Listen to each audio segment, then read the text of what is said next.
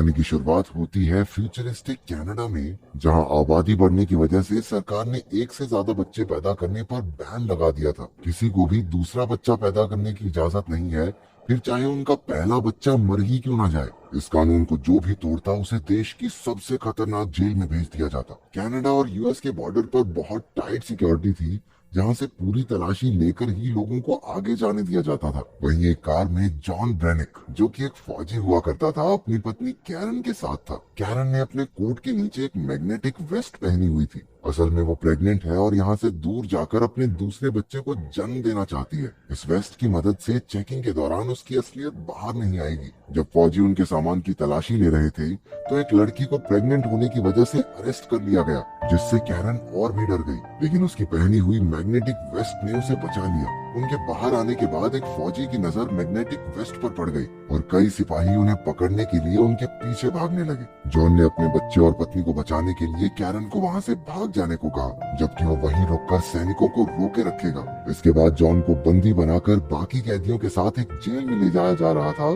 जिसका नाम है फोर्ट्रेस। यह देश की सबसे हाई टेक्नोलॉजी वाली जेल है, जिसे एक रेगिस्तान के बीचों बीच बनाया गया था। वहाँ से किसी का बच निकलना नामुमकिन था। जब कैदी अंदर पहुंचे तो गार्ड्स ने उन्हें पूरी तरह नंगा करके उनकी चेकिंग की। इसके बाद सभी कैदियों को एक कमरे में ले जाकर उनके पेट में हाईटेक ट्रैकर डाल दिया गया। अगर कोई भी कैदी जेल के नियमों को तोड़ेगा तो ये सिस्टम एक्टिवेट होकर उसका पेट फाड़ देगा। डायरेक्टर पो ने सबसे कहा कि अगर कोई भी कैदी येलो लाइन से बाहर जाएगा तो उसके पेट में जोरदार दर्द होने लगेगा और रेड लाइन को पार करते ही कैदी की मौत हो जाएगी। एक कैदी घबराकर गलती से येलो लाइन के पार चला गया और अचानक पेट में तेज दर्द की वजह से नीचे गिर पड़ा। उसे कुछ समझ नहीं आ रहा था तो उसने गलती से रेड लाइन भी क्रॉस कर दी। उसी समय उसका पेट तेजी से फूलने लगा और कुछ ही पलों में धमाके से फट गया। इसके बाद सभी कैदी लिफ्ट से अंडरग्राउंड जेल में पहुंचे, जो धरती के 30 फ्लोर नीचे जाकर थी। जॉन को नीनो नाम के कैदी के साथ Z10 नाम का रोबोट एक सेल में लाया।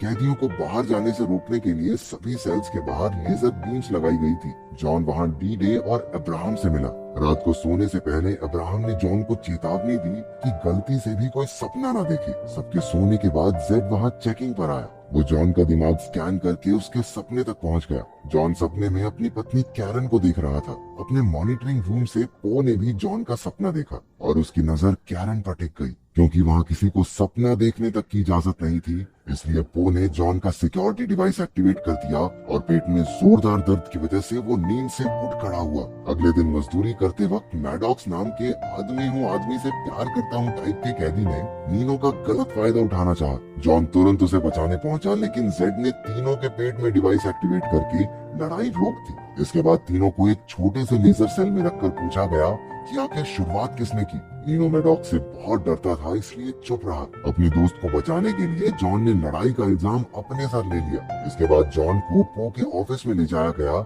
जहां वो कैरन को नहाते हुए देख रहा था। पता चलता है कि कैरन को भी पकड़कर जेल में डाल दिया गया था। पो ने जॉन और कैरन को बेरहमी से टॉर्चर करना शुरू कर दिया और दोनों दर्द में कराहने लगे। बाद में अब्राहम ने बताया कि फ्लोर ए और बी में सभी औरतें हैं और कैरन भी वहीं होगी। उधर कैरन जेल में दूसरी प्रेग्नेंट लड़की के साथ थी। जैसे ही उसे पेट में दर्द हुआ, गार्ड्स उसे जबरदस्ती पकड़कर ले गए। वहाँ हर एक औरत प्रेग्नेंट थी। कैरन को एहसास हुआ कि नए जन्मे बच्चों के साथ जरूर कुछ न कुछ किया जा रहा है। उधर आदमियों की जेल में मैडॉक्स ने जॉन पर हमला कर दिया। दोनों में जबरदस्त लड़ाई शुरू हो गई। कैरन अपने फ्लोर से जॉन को देखकर हैरान रह गई। मुकाबला टक्कर का चल रहा था, लेकिन अचानक से जॉन ने मैडॉक्स को ऊंचाई से नीचे धकेल दिया। मैडॉक्स ने किसी तरह किनारे को पकड़कर अपनी जान बचाई। उन्हें ऑफिस से जॉन को ऑर्डर दिया कि मैडॉक्स को खत्म कर दे, लेकिन जॉन ने उसकी बात ना मानते हुए मैडॉक्स की जान बचा ली। गुस्से में पो ने मैडॉक्स के पेट में लगे डिवाइस को एक्टिवेट कर दिया, जिससे उसका पेट धमाके से फट गया। इससे पहले कि गार्ड्स उसे पकड़कर ले जाते, जॉन ने बड़ी चालाकी से मैडॉक्स का सिक्योरिटी डिवाइस नीनो को दे दिया। इसके बाद कैरन को एक कमरे में लाया गया, जहां जॉन एक बहुत बड़ी गोल मशीन पर बंधा हुआ था। इस कमरे का नाम है माइंड वाइप चेम्बर। उन्हें कैरन को जॉन को समझाने के लिए भेजा था, लेकिन कुछ ही देर बाद गार्ड्स उसे खींचकर बाहर ले गए।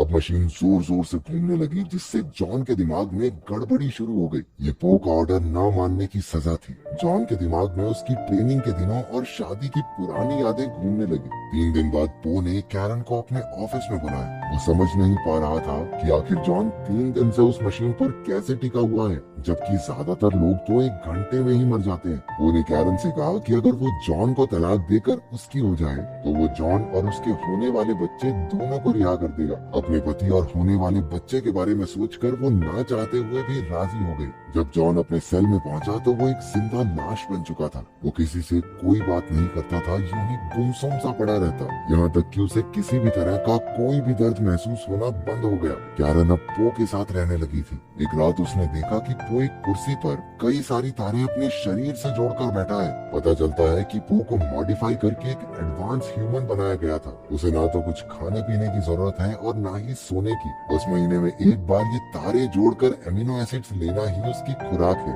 जेल में पैदा होने वाले बच्चों के साथ भी यही किया जाता है। बहुत से ऑपरेशंस करके उन बच्चों को एडवांस ह्यूमंस बना दिया जाता है ताकि एक दिन पूरी धरती आम इंसानों और भूख प्यास से आजाद हो जाए। ये सुनते ही कैरन के होश उड़ गए। अब 4 महीने हो चुके थे लेकिन जॉन की हालत में कोई सुधार नहीं था। अब्राहम ने उसे बताया कि कैरन का पेट बढ़ने लगा है और जल्द ही उनका बच्चा इस दुनिया में आ जाएगा। जॉन ने कोई हरकत नहीं की लेकिन उसकी आंख से एक आंसू टपक पड़ा। उस रात कैरन ने पो को रिझाकर उसे खूब शराब पिलाई और बेहोश कर दिया। फिर वो कंट्रोल पैनल के जरिए जॉन के सपने में पहुंची, जहां बचपन में जॉन एक गड्ढे में फंसा हुआ था। कैरन ने सपने में जॉन को गड्ढे से बाहर निकाल दिया, जिससे असलियत में जॉन को होश आ गया। उसके साथ ही उसे ठीक देखकर बेहद खुश हुए। जॉन ने कैरन के साथ जेल से भागने के लिए अब्राहम की मदद मांगी। अब्राहम जॉन के लिए जोखिम उठाने को तैयार हो गया। जॉन के ठीक होने की खबर सुनकर कैरन बहुत खुश हुई। बाद में नीनो ने जॉन को वो सिक्योरिटी डिवाइस दिया जो उन्होंने मैडॉक्स के शरीर से लिया था।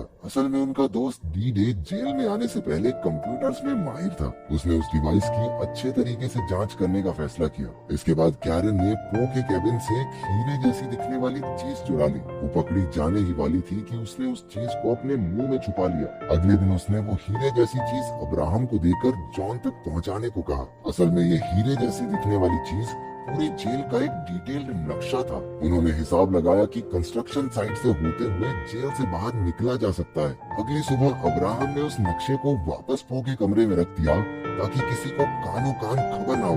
उधर डी-डे ने पता लगा लिया कि वो सिक्योरिटी डिवाइस कैसे काम करता है। उस डिवाइस के अंदर एक बहुत ही ताकतवर चुंबक लगी हुई थी। उन्होंने इसका इस्तेमाल करके अपने शरीर में लगे डिवाइसेस को भी बाहर निकालने का फैसला किया। उनका ये प्लान कामयाब रहा और सबके सिक्योरिटी डिवाइसेस बाहर आ गए। अगले दिन जेड रोबोट ने पो को बताया कि जेल में गड़बड़ी चल रही है। पो ने कैमरा फुटेज में कैरन को लेंस चुराते हुए और अब्राहम को लेंस वापस रखते हुए देख लिया। उसके साथ इतना बड़ा धोखा होने के बाद वो गुस्से से भर गया। लेकिन इससे पहले वो कुछ कर पाता, जेड ने उसे बताया कि उसकी लापरवाही की वजह से अब उसे डायरेक्टर की पोस्ट से हटा दिया गया है। उधर जॉन की टीम भागने की तैयारी में लग गई। सबने अपने सिक्योरिटी डिवाइसेस निकालकर कंस्ट्रक्शन एरिया की एक पाइप पर लगा दी और आपस में लड़ाई करने की एक्टिंग करने लगे। जब जेड रोबोट को लड़ाई का पता चला तो उसने डिवाइसेस एक्टिवेट कर दिए, लेकिन उनके सिक्योरिटी डिवाइसेस तो पाइप पर लगे थे, तो उनके जोरदार धमाके के साथ पाइप फट गई और वहाँ भागने का रास्ता बन गया। लेकिन इससे पहले कि वो भाग पाते, पो ने कंट्रोल रूम से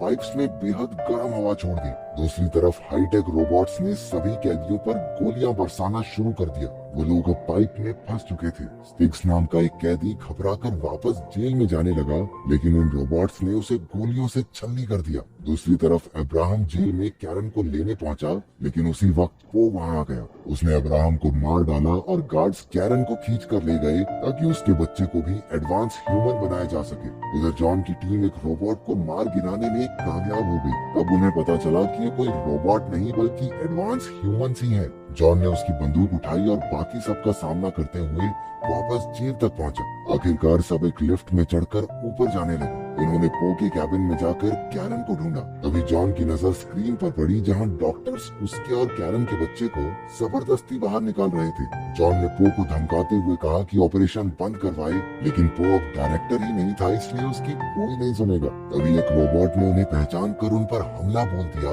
लेकिन सभी कैदी ऐन मौके पर हट गए और गोली सीधी पो को लगी। उसके मरने के बाद डी-डे ने कंट्रोल पैनल से डॉक्टर्स को रोकने की कोशिश की, लेकिन ऐसा करने से पहले ही एक सिपाही ने उसे गोली मार दी। जॉन ने अपने दोस्त की मौत का बदला लिया और डी-डे ने अपनी बची खुची ताकत से पूरी जेल की बिजली का सिस्टम ही बंद कर दिया। डॉक्टर्स रुक गए और सिक्योरिटी सिस्टम भी बंद हो गया, जिसका फायदा उठाकर सारे कैदी जेल से भाग गए। अब सिर्फ जॉन और नीनो वहाँ बचे थे। वो कैरन को बचाने पहुंचे और डॉक्टर से छुड़वाकर उसे जेल के ट्रक में भगा ले गए। वो तीनों मेक्सिको का बॉर्डर क्रॉस करके ही रुके। अब कैरन बच्चे को जन्म देने ही वाली थी, लेकिन जेल का ट्रक अचानक अपने आप चलने लगा। पता चलता है कि ट्रक को अब भी जेल से कंट्रोल किया जा रहा था। उसने नीनो को कुचलकर मार डाला। जॉन उसका सामना करने बाहर गया, जबकि कैरन झोपड़ी में तड़प रही थी। जॉन ने ट्रक को धमाके से उड़ा दिया, लेकिन बदकिस्मती से वो ट्रक झोपड़ी से जा टकराया और कैरन भी मलबे के नीचे फंस गई।